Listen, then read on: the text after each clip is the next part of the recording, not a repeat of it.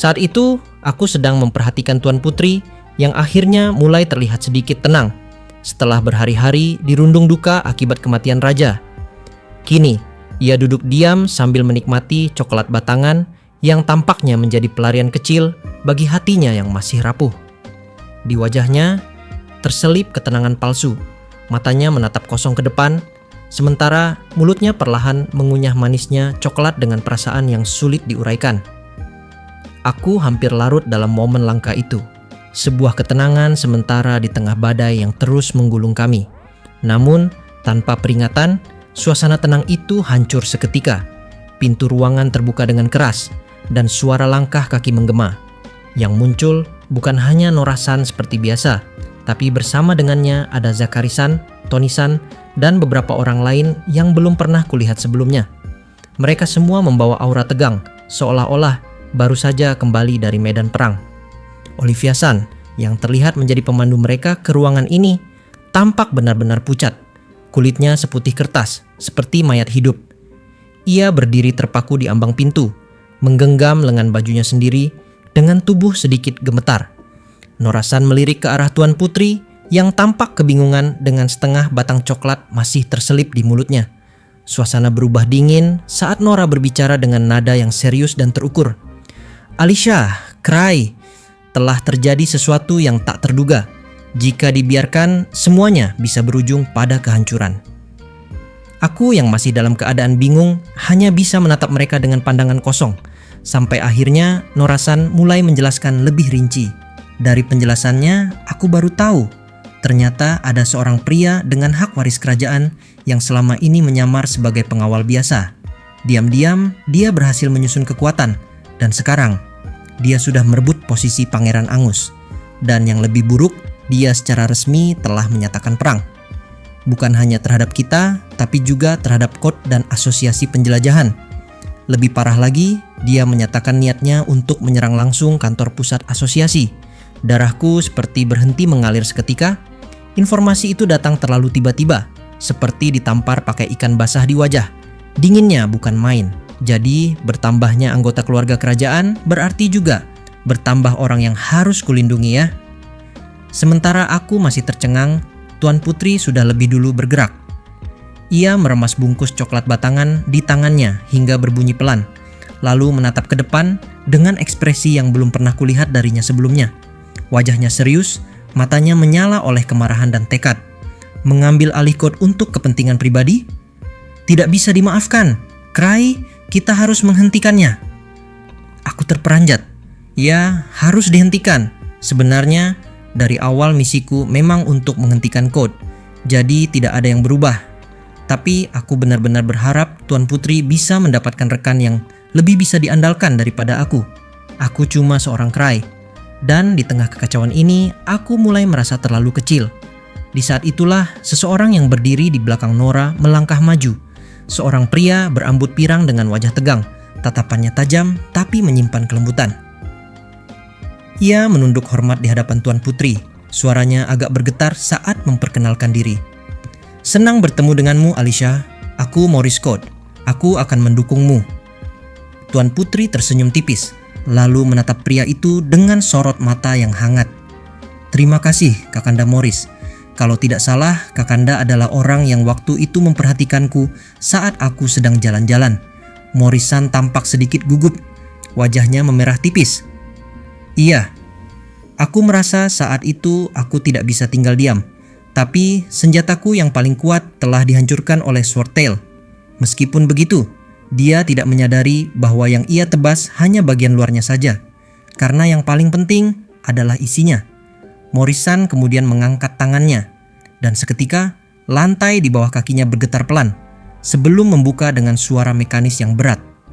Asap tipis mengepul dari lubang rahasia yang terbuka itu, memperlihatkan sesuatu yang tersimpan di dalam, entah apa, tapi cukup untuk membuat semua orang di ruangan itu menahan napas. Sebuah podium perlahan naik dari balik lantai mekanis, mengeluarkan suara logam yang bergesekan pelan. Di atasnya tampak sebuah liontin kecil berwarna emas. Bentuknya bulat dengan permukaan logam yang memantulkan cahaya aneh, seolah benda itu menyimpan sesuatu yang hidup di dalamnya. Maurice-san menatap liontin itu sejenak, lalu menoleh pada Tuan Putri. "Ini dia, core," katanya pelan tapi penuh makna. Benda ini biasanya digunakan untuk mengontrol armor, tapi sebenarnya ini adalah unit serbaguna. "Alicia, aku ingin kau memilikinya." Tuan Putri terlihat terpaku. Matanya membelalak sebentar, lalu bersinar penuh emosi. "Terima kasih, Kakanda Morris," serunya girang. Morris-san tersenyum kecil dan melangkah mendekat, lalu dengan perlahan menyematkan liontin itu ke leher Tuan Putri.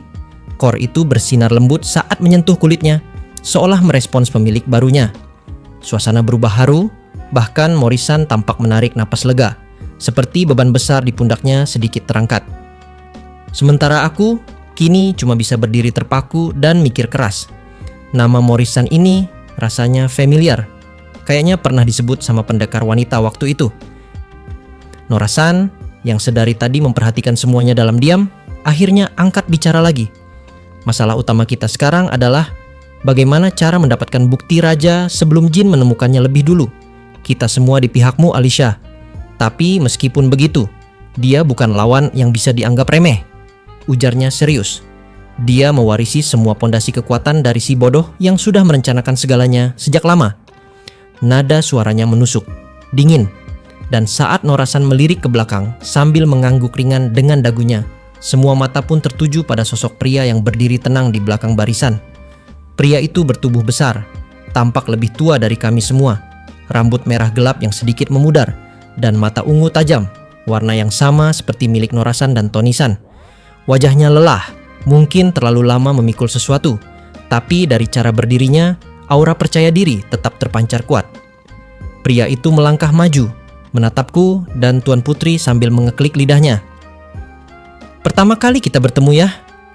Aku Agus Code, orang yang paling dekat dengan tahta raja," katanya singkat tapi penuh wibawa. Tuan Putri membalas dengan sopan. "Salam kenal, Kakanda Agus. Aku Alicia." Agus-san hanya mengangguk pelan. Tatapan Alicia menelisik wajahnya, mencoba menilai, menimbang. Tapi Agus tak terpengaruh. Ia melanjutkan, kali ini suaranya lebih rendah dan serius. "Si brengsek yang merebut posisiku itu membiarkanku hidup, padahal dia tahu semua data pasukan dan informasi penting ada di kepala ini. Itu artinya dia menganggapku bukan ancaman. Dan ya, dia tidak salah."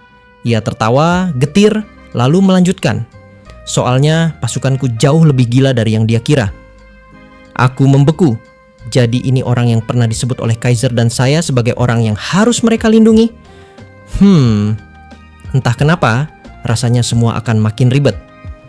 Nora-san memijit pelipis, lalu menggaruk kepalanya seolah frustasi. "Sayangnya, si bodoh ini memang ada benarnya," gumamnya. "Waktu kami menemukannya, kami sekalian mengintai kekuatan pasukan si brengsek itu. Dan percaya atau tidak, kekuatannya 2 kali lipat lebih besar dari yang kubayangkan. Kalau hanya dihitung jumlah, pasukannya 5 kali lebih banyak dari pasukanku." Ia menoleh ke arah Tony dan Zachary yang berdiri kaku di belakang, lalu menghela napas panjang. "Bahkan kalau kita gabungkan pasukan Tony dan Zachary, tetap saja belum cukup." Tony-san hanya menunduk pelan. Zachary mengepalkan tangan sambil berkata seperti ini kepada mereka. "Yah, pasukanku memang isinya rakyat jelata. Kalau kalah jumlah juga, ya tamat sudah." Namun Nora-san segera menambahkan, suaranya makin tegas. "Masalah utamanya bukan cuma jumlah, Agus. Kita juga harus memperhitungkan kartu truf mereka. Kai, Saiha, dan Swordtail mengirim pasukan biasa untuk menghadapi mereka hanya buang-buang tenaga." Ia menatap lurus ke depan, tajam. "Jika dugaanku benar, si brengsek itu akan menempatkan ketiganya untuk menjaga menara raja. Karena menara itu hanya punya 1 pintu masuk. Dan kalau mereka bertiga berdiri di sana, takhta akan tetap aman di tangan mereka." Suasana menjadi lebih mencekam. "Jadi, lanjutnya pelan. Kita harus melawan ketiga orang itu. Dan satu-satunya harapan kita adalah mengerahkan Kaisar Petir dan juga Skytail." Jadi Kai dan Saiha masih di pihak mereka?" Tanyaku dengan nada agak kaget. "Jujur aja, kupikir mereka udah kembali ke pihak kita sejak kabar soal Jin nyebar." Agus-san langsung mendengus tajam, nadanya kesal dan penuh penyesalan. "Ya, sepertinya dia telah mengubah sistem kendali pasukan. Dulu aku menyerahkan seluruh kendali pasukan ke dia karena kupikir dia paling bisa diandalkan." Agus mengepalkan tangan dan untuk sesaat wajahnya terlihat dipenuhi rasa bersalah. Matanya tak lepas dari lantai, seakan sedang mengutuk dirinya sendiri karena telah terlalu percaya pada orang yang salah. Di momen inilah, Cray pun langsung berkata seperti ini kepada kita, tapi cuma di dalam hati saja. Kaiser dan saya itu level 8. Mana mungkin mereka dikendalikan begitu aja. Mereka pasti pura-pura tetap ada di pihak musuh hanya untuk menjaga stabilitas dari dalam. Apalagi dengan munculnya anggota baru dari keluarga kerajaan, mungkin mereka cuma ingin jaga posisi sampai saat yang tepat. Artinya, kartu truf musuh yang sebenarnya cuma tinggal Swordtail. Kaiser jago banget dalam melawan musuh dalam jumlah besar, dan saya punya daya tahan tubuh yang bisa bikin siapapun frustrasi. Lalu setelah berkata seperti itu di dalam hatinya, barulah Cray berkata seperti ini, tepat kepada semua orang yang ada di dalam ruangan itu. Kesimpulannya sederhana, kita tinggal keroyok si Swordtail. Dengan formasi gabungan dari Krahi, Skytail, Kaiser, dan saya, dia pasti KO dalam hitungan detik. Setelah itu tinggal tangkap Jin, cabut dari Code, dan bawa semua keluarga kerajaan ke markas asosiasi penjelajahan. Misi selesai dan dunia kembali aman. Aku memang gagal dapat handphone baru sih, tapi ya sudahlah, ini bisa dibilang happy ending juga. Aku nyengir, mencoba terlihat setenang mungkin, lalu berkata dengan nada sok santai. Semua mata tertuju padaku. Mereka merasa heran dengan rencana asal-asalan dari Cray. Tapi di momen ini, Cray masih belum sadar dengan semua ucapannya. Hingga dia pun justru malah kembali menambahkan, ya, gap kekuatan pasukan memang jauh banget. Tapi sayangnya, aku udah terbiasa ngalamin yang lebih gila dari ini. Aku mengangkat bahu. Dulu waktu insiden World 3, musuhnya lebih elit. Tapi tetap aja mereka senangnya main keroyokan. Dan lihat, aku masih hidup kan? Mendengar semua ucapan itu dari Cray, Agus menyipitkan mata, menatapku penuh curiga. Cray Andre, sebenarnya kau ini siapa? Gimana ya? Kalau dijelasin semua sekarang malah ribet. Lebih enak sok misterius aja. Singkat cerita, setelah mendengar semua penjelasan dari Cray di atas, maka suasana di dalam ruangan ini justru malah jadi hening. Hingga Nora pun kini langsung berkata kepadaku, "Hah, kenapa rencananya simpel sekali? Kupikir akan ada trik jenius atau strategi pengecoh yang elegan, tapi ternyata ini cuma serangan frontal biasa." Zachary menimpali, "Yang benar saja, arahnya malah bukan strategi. Ini murni berharap pada Kaisar Petir dan Skytail saja." Di momen itulah, Tony, yang dari tadi cuma nyimak tanpa komentar, akhirnya nyengir dan menghela napas. Ia memiringkan kepalanya sedikit, lalu tertawa pelan sambil berkata seperti ini, tapi setengahnya adalah salah paham doang. "Oh, jadi maksudmu, kita menggunakan Kaisar Petir untuk menahan seluruh pasukan musuh, sementara kamu dan Alicia menyusup ke Menara Raja dan mengalahkan Jin secara langsung." Aku angkat alis. "Kurang lebih begitu," Tony melanjutkan. "Soalnya, kalau Alicia berhasil mengambil tongkat kerajaan dan naik takhta, maka jumlah pasukan tidak akan berarti lagi. Semuanya akan tunduk padanya." Ia menatap tajam, lalu menyipitkan mata. Tapi masalahnya, musuh pasti sudah menyadari hal itu. Cray menjawab, tapi bisik-bisik, "Ya, semua juga tahu. Rencana ini bukan tanpa risiko, dan musuh kita bukan orang bodoh. Namun, satu hal yang mereka lupakan, aku bukan orang biasa juga." Sementara itu di sisi lain, Morris sekarang juga berkata, "Itu benar, di dalam menara tak mungkin ada senjata penghancur massal yang bisa dipakai. Tapi core yang aku berikan ke Alicia masih bisa berfungsi di sana. Jadi kalau sudah masuk, harusnya kita bisa mengejar Jin tanpa masalah. Tapi begitu musuh tahu Alicia sudah masuk, Jin pasti langsung perintahkan sebagian pasukannya untuk masuk juga dan mengejar mereka. Sebagai keluarga kerajaan, mungkin kita bisa menggunakan sistem kota untuk memberikan perlawanan, tapi jumlahnya terlalu banyak. Pasti ada yang lolos." Diskusi langsung makin panas, dan di sini aku cuma bisa melongo. Sebentar. Tadi aku bilang apa ya ke mereka? Aku tadi sempat bengong dan cuma ngomong asal. Kok mereka malah salah paham? Coba deh, aku inget-inget dulu. Aku tadi ngomong apaan? Lalu setelah bingung sendiri, Cray pun langsung bertanya kepada mereka, "Oi, siapa yang bilang aku bakal nyelusup ke menara bareng Alicia? Kok tiba-tiba berubah gini rencananya?" Tapi di momen itu, semua udah terlambat. Cray punya kebiasaan buruk Buat iya-iya doang. Giliran lagi rapat beneran, Cray malah keceplosan ngomong begitu dan iyain semua pertanyaan salah paham dari Tony tadi. Gara-gara itulah, mereka pun sekarang tidak menghiraukan Cray. Serta mereka semua justru malah melanjutkan semua rencana dari Cray tadi. Masalah utama adalah, bisa tidak kita menyelundupkan Alicia ke dalam menara, kata Nora sambil mikir keras. Letak menaranya tidak memungkinkan kita masuk sebelum musuh bersiap. Begitu Alicia sampai di sana, Jin sudah ada di dalam, sementara Kai dan Saiha menjaga pintu masuk. Pintu masuknya hanya satu. Kita tidak hanya harus menerobos penjagaan, tapi juga harus menjaga pintunya supaya tidak ada yang menyusul ke dalam. Di momen itulah, Tony pun kini langsung menjawab. Sebenarnya ada jalan lain untuk masuk ke menara, yaitu dari atas. Nora langsung membelalak sebelum buru-buru ngekerutin alisnya. Maksudmu, lewat pintu keluar pasukan penjaga udara? Memang benar, di hari perebutan tahta dimulai, pasti tak akan ada penjaga di sana. Tapi kamu juga tahu kalau kendaraan dan prajurit mekanis otomatis akan mati begitu masuk ke area sekitar menara. Tidak mungkin ada yang bisa memanjat menara itu dengan tenaga sendiri. Tony menjawab. Tapi bagaimana kalau ada Kumo yang tetap bisa jalan di sana? Apa? Agus-san langsung bangkit dari kursinya. Oh iya, Kumo mini yang Tony-san kasih ke aku dulu bisa jalan di area larangan itu, sampai bikin Zaza dan bocil-bocil kaget. Aku juga sudah menyiapkan tempat untuk lari dan loncat ke atas, bahkan sudah dites. Ini hasil penelitianku. Benar kan, Cray? Lagi-lagi, Cray pun cuman iya-iya doang. Iya deh, bener. Aku pernah pakai buat masuk ke Menara Raja, dan seharusnya kendaraan itu sudah ditandai oleh Raja supaya tidak diserang lagi. Untuk yang kesekian kali, Cray pun kembali keceplosan, hingga di dalam hatinya dia pun kini mulai berkata, "Haduh, salah lagi. Inilah alasan kenapa aku sering minta Eva buat selesaikan masalahku, karena kalau aku yang ngomong, bilang asal-asalan pun pasti dibikin jadi rencana." Lalu setelah itu, Cray pun mulai berkata, "Tunggu dulu, aku kan nggak sengaja waktu itu." Seperti biasa, mereka tidak mendengar ucapan dari Cray, serta mereka pun kembali melanjutkan. Dasar benar-benar licik.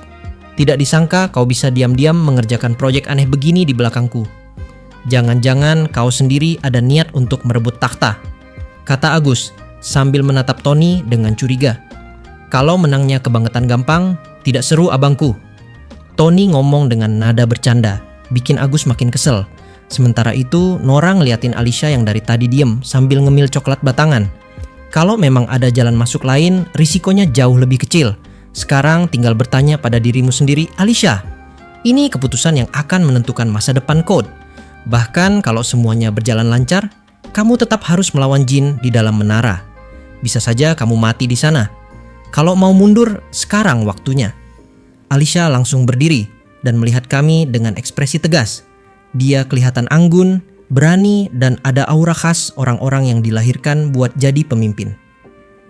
Kak Nora, aku tidak akan lari. Aku akan mengalahkan mereka. Para pengkhianat yang mengancam Code akan aku jatuhkan, dan aku akan menjadi raja. Lalu kita semua akan berkelana melihat dunia bersama-sama. Itu takdirku. Benar begitu, Cray? Iya deh, benar.